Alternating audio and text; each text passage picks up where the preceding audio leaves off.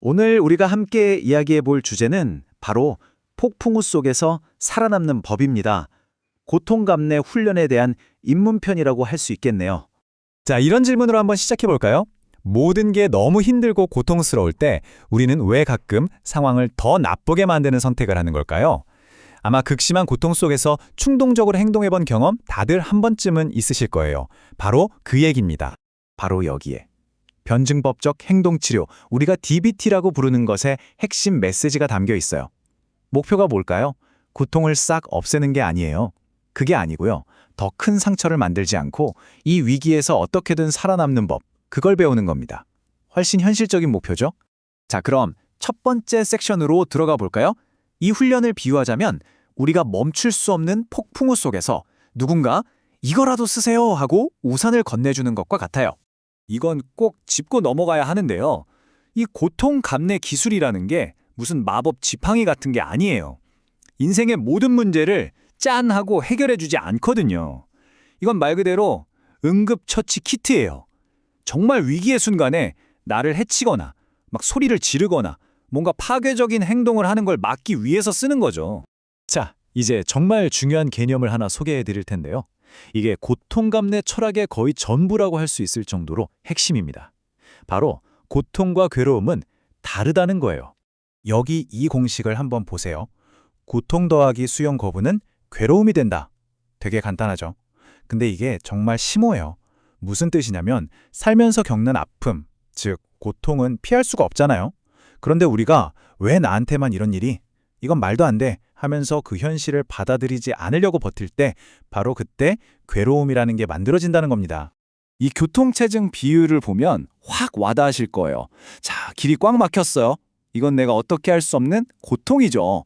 여기서 막 화를 내고 경적을 울리고 소리친다고 길이 뚫리나요? 아니죠. 나만 더 힘들어져요. 이게 바로 스스로 만드는 괴로움입니다. 반면에 막혔네 어쩔 수 없지 하고 그냥 받아들이고 좋아하는 음악이라도 틀면 어떨까요? 스트레스는 여전하겠지만 적어도 나를 파괴하는 그 끔찍한 기분은 사라지겠죠? 이걸 깨끗한 고통과 더러운 고통이라고도 불러요. 예를 들어 직장에서 실수를 했어요. 그럼 창피하고 속상하죠? 그게 바로 자연스러운 깨끗한 고통이에요. 근데 거기서 멈추지 않고 난 진짜 실패자야. 다들 날 비웃을 거야. 이런 생각들을 막 덧붙이기 시작하면 그게 바로 스스로 만든 더러운 고통이 되는 겁니다. 우리가 느끼는 절망감의 상당 부분은 사실 이 더러운 고통에서 오는 경우가 정말 많아요. 자, 그럼 이 응급 기술들 아무 때나 막 쓰는 걸까요? 절대 아니에요. 이게 정말 중요합니다. 이 기술들은 그냥 좀 기분 나쁘고 짜증날 때 쓰는 게 아니라 진짜 위기 상황에서만 꺼내드는 비상용 도구예요. 그럼 진짜 위기가 뭘까요? 여기 4가지 기준이 모두 해당될 때를 말해요. 첫째, 감정적으로나 신체적으로 고통이 너무 극심하고, 둘째, 지금 당장이라도 터질 것 같은 압박감이 들고, 셋째, 뭔가 파괴적인 행동을 하고 싶은 강한 충동이 올라오고, 마지막으로 지금은 도저히 이성적으로 대화나 문제 해결이 불가능하게 느껴지는 상태. 바로 이 4가지가 다 맞아떨어질 때가 기술을 써야 할 순간입니다. 내가 지금 위기인지 아닌지 알려면 일종의 감정 온도계가 필요해요. 우리는 이걸 주관적 고통 척도, 줄여서 SUDS라고 부릅니다. 자, 이 온도계에서 30점 아래는 안전구역이에요. 일상적인 스트레스는 좀 있지만 생활하는 데는 큰 문제 없는 그런 상태죠.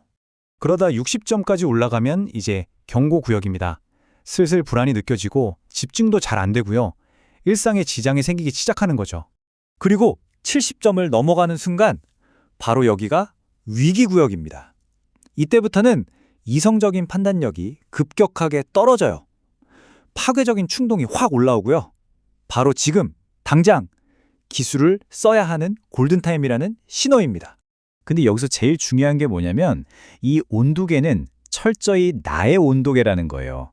남들한테는 10점짜리 일도 나한테는 90점짜리 고통일 수 있어요. 그리고 그건 틀린 게 아니에요. 그냥 그 자체로 타당한 겁니다. 제발 왜 나만 유난이지? 하면서 스스로를 탓하지 마세요. 내 감정을 믿어주는 것, 거기서부터 모든 게 시작됩니다. 자, 그럼 이제 여러분의 응급 도구함에 넣어둘 구체적이고 실용적인 기술들을 한번 알아볼까요? 첫 번째 도구는 STO키 기술이에요. 말 그대로 파괴적인 충동이 밀려올 때 일단 급 브레이크를 밟는 겁니다. S, 스톱, 일단 멈추세요. 아무것도 하지 마세요. T. Take a step back. 그 상황에서 한 걸음 뒤로 물러나는 거예요. O. Observe. 그리고 그냥 지켜보는 거죠. 내 안에서 또 밖에서 무슨 일이 일어나는지. 마지막 P. Proceed mindfully. 자, 이제 어떻게 행동할지 신중하게 결정하는 겁니다. 이 행동이 상황을 더 좋게 만들까? 아니면 최악으로 만들까? 생각하고 움직이는 거죠. 하지만 감정 온도계가 80점을 훌쩍 넘어서 머릿속이 하얘지면 이런 스탑 기술조차 쓰기 어려워요. 이럴 땐 생각을 바꾸려고 애쓰는 것보다 우리 몸의 시스템을 강제로 리셋하는 게 훨씬 효과적입니다. 바로 그때 쓰는 게 TIPP 기술입니다. T는 temperature, 온도예요. 찬물을 얼굴에 확 끼얹어서 심박수를 강제로 떨어뜨리는 거죠. I는 intense exercise, 강렬한 운동, 막 팔 벌려 뛰기라도 해서 스트레스 에너지를 다 태워버리는 거예요. P는 paced breathing, 호흡 조절. 숨을 아주 천천히, 특히 내쉬는 숨을 길게 해서 몸을 이완시키는 거고요. 마지막 P는 paired muscle relaxation, 온몸에 힘을 꽉 줬다가 확 풀어주면서 신경계를 진정시키는 겁니다. 전부 다 몸을 이용해서 뇌를 진정시키는 방법들이에요. 자, 이제 마무리를 해볼까요? 오늘 이야기한 핵심 내용들을 모아서 다시 한번 힘이 되는 생각으로 정리해 보겠습니다. 이 폭풍우 속 우산이라는 비유가 오늘 이야기의 모든 걸 담고 있는 것 같아요. 우리가 인생의 폭풍우를 멈출 수는 없어요. 하지만 그 폭풍우 속에서 나를 지켜줄 우산을 쓰는 법은 배울 수 있다는 거죠. 그러니까 이 모든 것의 목표는 단 하나, 생존입니다. 지금 이 순간을 더 망가뜨리지 않고 어떻게든 버텨내는 것.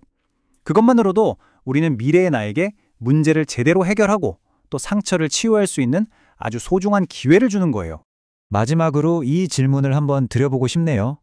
만약에 다음번에 감정의 폭풍우가 몰아칠 때 여러분의 첫 번째 반응이 빗속으로 그냥 뛰어드는 게 아니라 나를 지키기 위해 조용히 우산을 펴는 것이라면 어떨 것 같으세요?